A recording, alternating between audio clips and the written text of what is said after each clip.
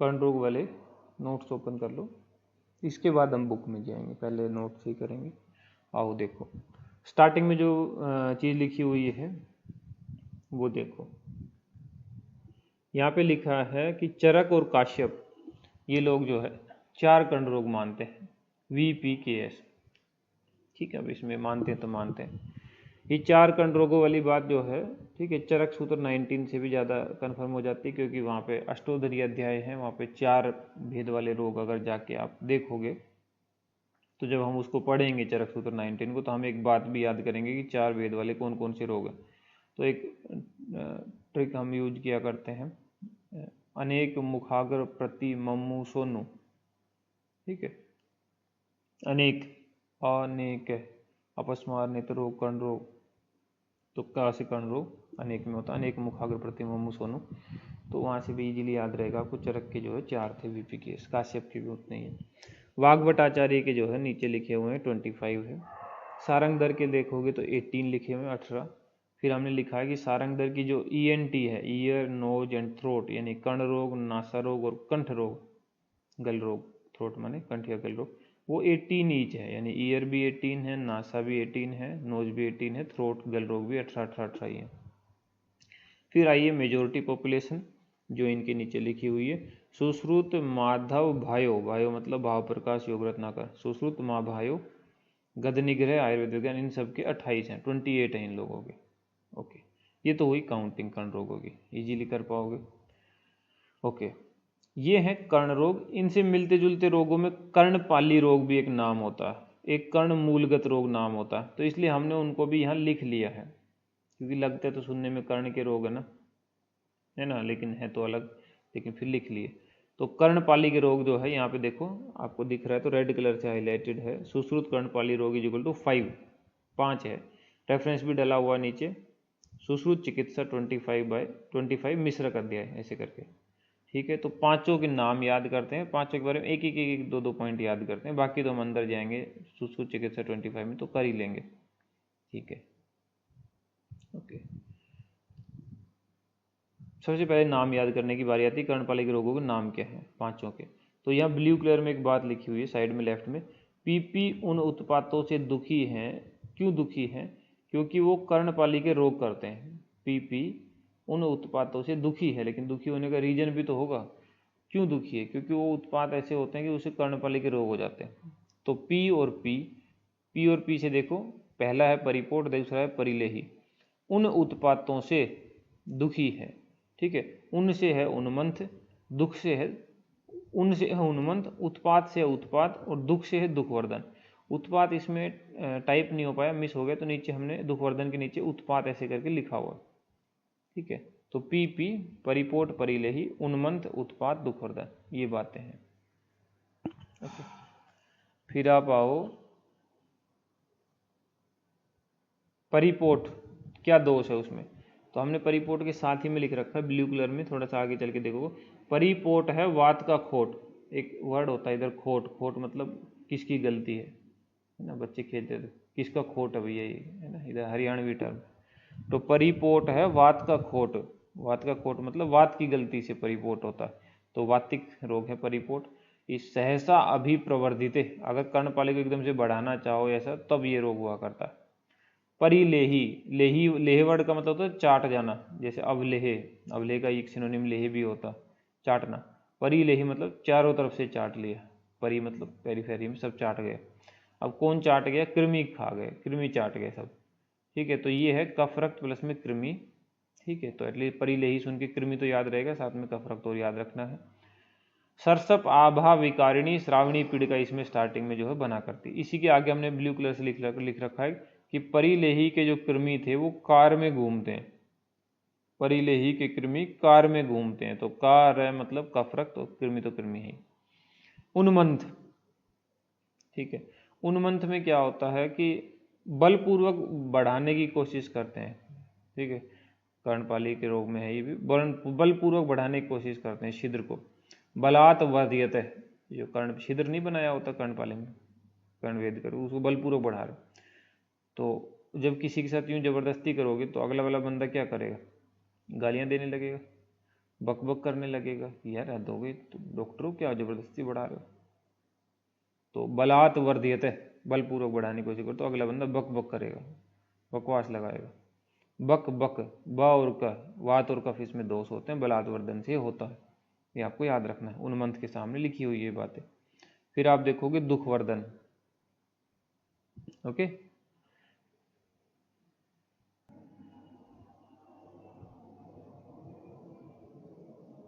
दुखवर्धन, वाग्भट्ट ने इसको सन्निपात से होना बताया है, सुश्रुत आचार्य ने इसमें कोई दोष वगैरह वहां लिखा नहीं है बुक में कि दुखवर्धन में क्या दोष है। उत्पात, उत्पात में क्या दोष है, तो हम याद रखते हैं जो यहाँ हमने फिफ्थ लिखा है ना ब्लू कलर से उत्पात और फिर आगे रेड कलर से उसकी डिस्क्रिप्शन है। आरपी उत्पात मचाते हैं भारी आभूषण पहनने पर। अब भारी हैवी ज्वेलरी पहन के सोचो कोई बाहर निकल रहा है, तो जो आरपी लोग हैं वो उत्पात मचा देते हैं। चोर टाइप के लोग होंगे तो उनका मन होगा कि वो ले लें उससे ज्वेलरी, तो भारी आभूषण देखते हैं उत्पात मचाना शुरू कर देते हैं। तो आरपी उत्पात मचाते हैं भारी आभूषण पहनने पर। तो उत्पात रोग के होने का रीजन ही है कि हैवी ज्वेलरी पहना देना, ठीक है। उससे जो कर्णवेद वगैरह उसमें दिक्कत आएगी, कर्णपाली छिन्न हो सकती ज़्यादा हैवी ज्वेलरी पहने रखेंगे तो आरपी रक्त और पीत इसमें इन्वॉल्व है, उत्पात इसका नाम है, भारी आभूषण पहनने पे हो रहा है। तो ये पांचों के नाम आपको याद हो जाएंगे। फिर आए सारंगधर आचार्य, उन्होंने 7 मान रखे हैं, जस्ट नीचे अब सारंगधर है ना, सारंगधर 7 लिखा हुआ, तो वो कर्णपाली के ही रोग हैं, जो सुश्रुत के 5 थे इनके 7 हो गए। तब 7 अलग से तो फिर से याद करेंगे नहीं, यही देखेंगे ओब्वियसली कि सुश्रुत के जो 5 थे उनके मुकाबले क्या इंक्रीज क्या डिक्रीज हुआ।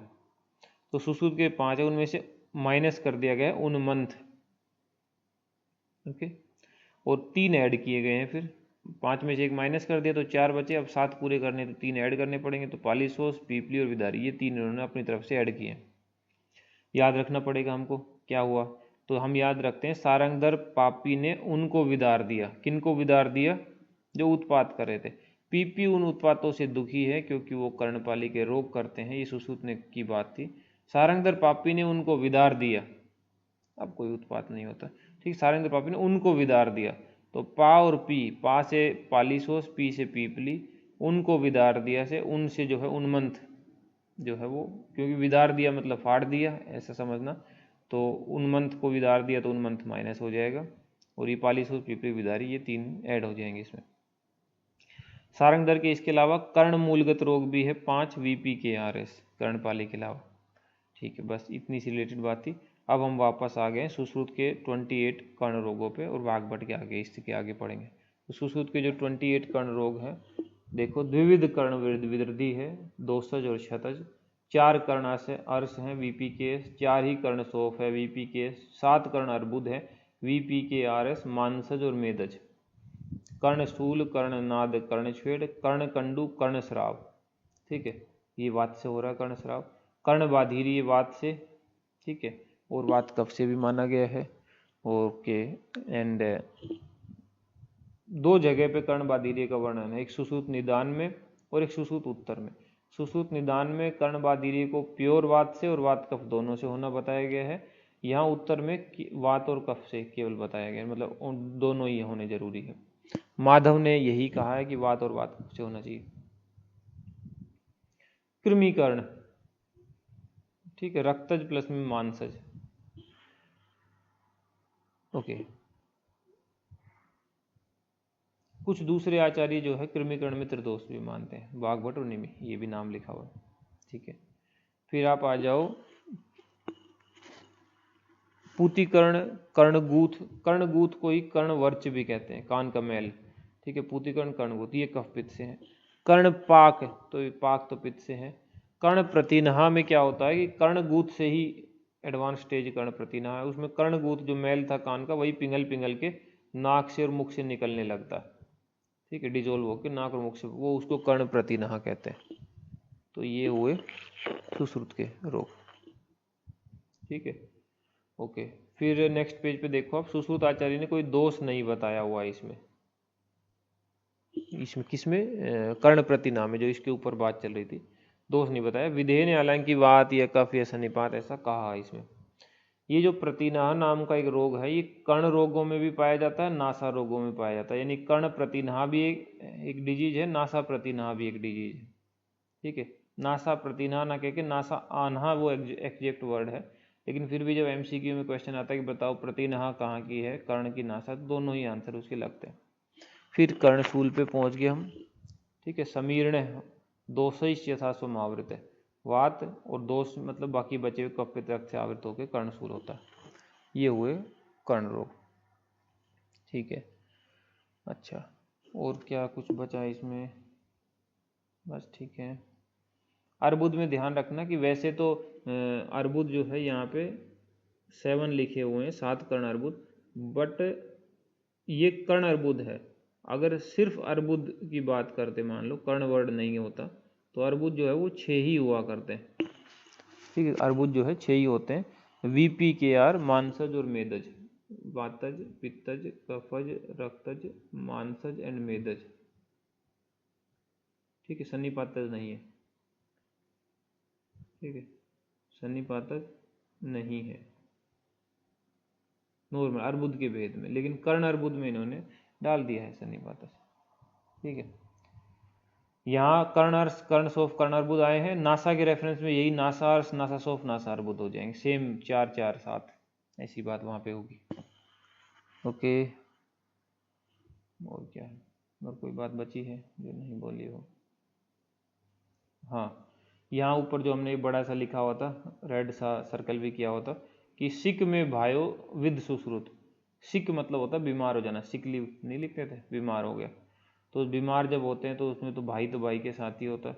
तो सिक में भायो, भायो सुश्रुत के साथ रहता है। तो भायो मतलब भाव प्रकाश योग रत्नाकर, सिक होने पे, सिक से हमने सी और का, शिरोरोग और कर्ण रोग ये माना है।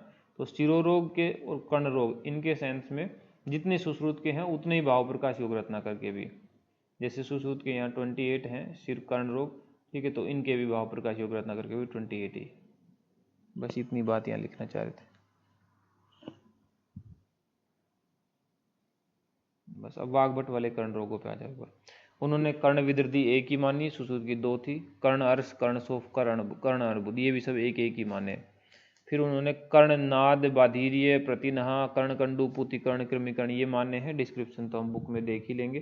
कुछ एक जो यूनिक माने हैं उन्होंने, जो कि सुश्रुत में नहीं थे, वो है कुची कर्णक, कर्ण पीपली, विदारिका, पालीसोस, तंत्रिका, ये सब चीजें।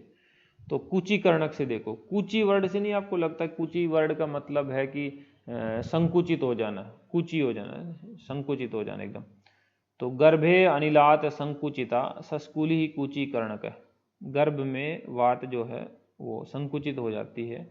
ठीक है, उससे सॉरी, गर्भ में वात नहीं संकुचित होती, गर्भ में वात का प्रकोप होने से जो कर्ण पाली है, ये सस्कुली है, कान की पिन्ना है, ये ईयर पिन्ना, वो संकुचित हो जाएगा एकदम। कुची संकुचित को, तो कुची से संकुचित याद रखना, कान संकुचित हो गया यूँ समझ लो मोटा मोटा। हुआ क्यों भैया? रीजन क्या था? गर्भे अनिलात, गर्भ में अनिल के प्रकोप से। कर्ण पीपली, पीपली का मतलब होता है छोटे छोटे अंकुर टाइप की चीजें। ठीक है, तो वही वो आप कह रहा है, कान में पीपलियां एक या एक अनेक वेदना रहित मान संकुर उत्पन्न हो गए। कब उत्पन्न हुए हैं? गर्भ में ही हो गए हैं ये मानसंकुर पीपली के समान है, इसलिए कर्ण पीपली नाम दिया है। विदारिका, विदारिका को देखो आप,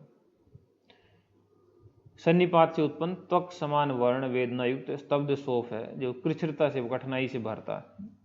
स्वस्थ होने पर कर्ण सस्कुली को निश्चित ही संकुचित भी कर देता है। यह है विदारिका। ठीक है, एक शोफ है त्वक समान वर्ण का वेदना युक्त, सन्निपात से हो रहा है। इसकी अगर उपेक्षा कर दी जाए तो इससे बाद में सरसों के तेल के जैसा डिस्चार्ज निकलने लगता है। सरसों के तेल का कलर देखा ना, वैसा डिस्चार्ज जनरली निकलता ही है कान के रोगों में, वैसा ही। कटु तेल निबम स्राव, कटु तेल मतलब सरसों का तेल, उसके जैसा स्राव, डिस्चार्ज, स्राव मतलब डिस्चार्ज निकलने लगता है उपेक्षा कर दी जाए तो। ये विदारिका है। सुश्रुत निदान 13 की एक बात हमने यहाँ लिखी है। ठीक है, कि शुद्ध रोग जो है उनमें भी एक विदारी कंद नाम का रोग आता है, और वो सन्निपातज माना है सुश्रुताचार्य ने। पाली सोच में आओ, पाली सूख गई होगी, जो ईयर पिन्ना है पाली पूरी सूख गई होगी, तो शिराओं में स्थित वायु जो है वो पाली को सुखा देती है, इसको पाली सोच कहते हैं। तंत्रिका, ठीक है, तंत्रिका का मतलब वीणा है, इसमें जो पाली होती है वो वीणा की तरह हो जाती है, क्रिस्प मतलब पतली दृढ़ एकदम, ठीक है, बिल्कुल ही पतली कमजोर सी, तो उसको तंत्रिका बोला है वात के कारण ही वे। परिपोट उत्पात ये वैसे ही हो जाएंगे जैसे सुश्रुत में थे। उन्मंथ, ठीक है, उन्मंथ के लिए एक अलग से नाम भी आया गलिर, तो वो भी हमने लिख दिया है। दुखवर्धन सन्निपातित है ही, लेही जो है वही कफ रक्त प्लस कृमि, सुश्रुत ने इसको परिलेही कहा था, बात वही है। कर्णशूल 5 प्रकार के दिए हैं, VPKRS, ठीक है। इन रोगों में तंत्रिका नाम का जो रोग है वो याप्य है, ठीक है। और कर्ण पीपली, विदारिका, कूचीकर्ण, सन्निपातज, कर्णशूल, ये 4 जो है असाध्य है, बाकी जो बच जाएंगे वो साध्य होंगे, ठीक है, ओके। तो असाध्य जो 4 हुए हैं, ठीक है, उनको याद करने के लिए कूक विष, ठीक है, ठीक है, तो कान से रिलेटेड है तो कूक सुनने की विष, ऐसा भी कर याद कर सकते हैं कि ये 4 रोग ऐसे हैं कि हर इंसान का मन होता है ना, जैसे मान लो तो कर्ण रोग है, ठीक से, अब वो बिजली की वो हर कोई डीफ नहीं कर रहा है, कर्ण पीपली हो जाने से, कुछ कान की ये क्या सस्कुली सूख जाने से, ठीक है, ऐसा नहीं हुआ सुनना बंद हो जाएगा, लेकिन हम याद रखने के लिए ऐसे कि कूक, कूक कोयल की कूक नहीं होती, कूक सुनने की जो विष है वो अधूरी ही रह जाती है, कूक सुनने की विष अधूरी ही रह जाती है, क्योंकि ये तो असाध्य रोग है। तो कूक विष, कूक विष, कूक है विष है, तो कू से कूचीकर्ण, का से कर्ण पीपली, ठीक, वी से विदारिका, और सा से सन्निपातज सूल, या सा से सूल, और कौन सा सूल, सन्निपातज कर्णशूल, ठीक है, ऐसे करके आपको एक हिंट रहेगा। कूक विष जो है वो असाध्य हो गई। बालक का वृद्ध का तो छोड़ो, 1 वर्ष पुराना अगर हो जाए बाधीर्य तो वो असाध्य हो जाता है, ये बात लिखी हुई, 1 वर्ष पुराना बाधीर्य असाध्य होता है, ठीक है। फिर नेक्स्ट पेज पे देखो, उत्पात रोग में जलोका से रक्त मोक्षण, शीतल वस्तु के लेप की बात है। कर्णनाद में जो है सरसप तैल से कर्णपूर्ण की बात है। दुर्विध कर्णपाली जो है उसमें लाक्षा प्लस विडंग, इनसे सिद्ध तैल से अभ्यंग करना है। अब लाक्षा संधान का काम करेगा, विडंग वहाँ पे इन्फेक्शन नहीं होने देगा, कृमि घन है। सारंगधर के कर्ण रोग, सारंगधर के कर्ण रोग 18 है, पहले भी बात हुई थी कि सारंगधर के ENT, ईयर नोज थ्रोट, कर्ण नासा और गल रोग जो है 18 होते हैं, ठीक है। उनमें VPKRS, विदर्दी, अर्बुद, शोथ, पूतिकर्ण ये नाम आए। ये कर्ण हलिली का ये एक नाम थोड़ा अलग था, अलग सा था, इसलिए हमने हाईलाइट कर लिया, बाकी नाम तो सुने हुए हैं। कर्ण रोगों में योग कौन कौन से हैं? सारंगधर ने हिंगवाद्य तैल, बिलवाद्य तैल बताया हुआ है। हिंगवाद्य तैल जो है कर्णशूल में है, बिलवाद्य तैल बाधीर्य में है। हींग जो होता है ना, हींग, हींग बड़ी फेमस आपने सुनी भी, तो हींग पेट दर्द के लिए बड़ी फेमस रहती है ना, बाई बुई को दूर करती है। अग्निमांदे, हिंगवाष्टक चूर्ण का अधिकार भी है, वैसे जी रत्नावली में तो अग्निमांदे, बाकी जगहों पे गुल कहीं पे होता है, ठीक है तो अग्निमांदे से रिलेटेड। और तो हींग जो होती है ना वो लोग पहले लेते हुए थे, पेट में गैस वैस बन गई, सूल है, तो हिंगवाद्य जो तैल है वो सूल में है, कर्णशूल में। वैसे बिल्व है, बिलवाद्य तैल जो है वो बाधीर्य में है। ये ब्रैकेट में हमने लिख दिया कि हिंगवाद्य घृत भी एक योग होता है जो कि उन्माद में आया चरक का। बिलवाद्य गुटिका एक होती है अष्टांग हृदय की जो सर्व विषनाशक है। वैसे रत्नावली की एक सारीवादी वटी आई है जो सर्व कर्ण रोगों में दी जाती है। तो हम याद रखते हैं कि सारीवा नाम की कोई लड़की थी, उसने वाट लगा दी थी कर्ण की, उसने कर्ण की वाट लगा दी थी, ठीक है। सारीवा आदि वटी, सारीवा वाट लगा देती है कर्ण की, तो सारीवादी वटी कर्ण रोगों की है, ठीक है। इंदुवटी में देख लो भैया, इंदु भी वाट लगा देती है कर्ण की, ठीक है, इसमें भी कर्णनाद आदि रोगों में है ये। और बाकी और भी बड़ी 20 प्रकार के प्रमेय में भी बता रखी है। अपामार्ग क्षार तैल है एक चक्रदत्त का, कर्णनाद बाधीर्य में। सुवर्चिका क्षार तैल है चक्रदत्त का। लहसुनादि तैल है कर्ण बाधीर्य में। लहसुनादि घृत जबकि उन्माद में होता है, और लहसुनादि क्षीर वातिक गुल में होता है। एक शंभुक आद्य तैल है कर्णनाड़ी में। निशा तैल है कर्णनाड़ी में। निर्गुंडी स्वर से पूतिकर्ण में, ठीक है। ये लाइन तुथ वाली लाइन जो है इससे रिलेटेड नहीं है, वो रसशास्त्र की लाइन थी। एक अश्वत्थ पत्र खल्व तैल है, सुश्रुत में आया है, पढ़ेंगे आगे, कर्णशूल में है वो भी, ठीक है। ये सब पूछे हुए योग है कहीं ना कहीं, कहीं ना कहीं, तो इसका आपको थोड़ा आइडिया रहना चाहिए, यही जो कर्ण रोगों की योग है, ठीक है भैया। अब हमें बुक पे जाना पड़ेगा, बुक से पढ़ेंगे एक बार कर्ण रोग, सुश्रुत की बुक से भी पढ़ेंगे, वाग्भट की बुक से भी पढ़ेंगे।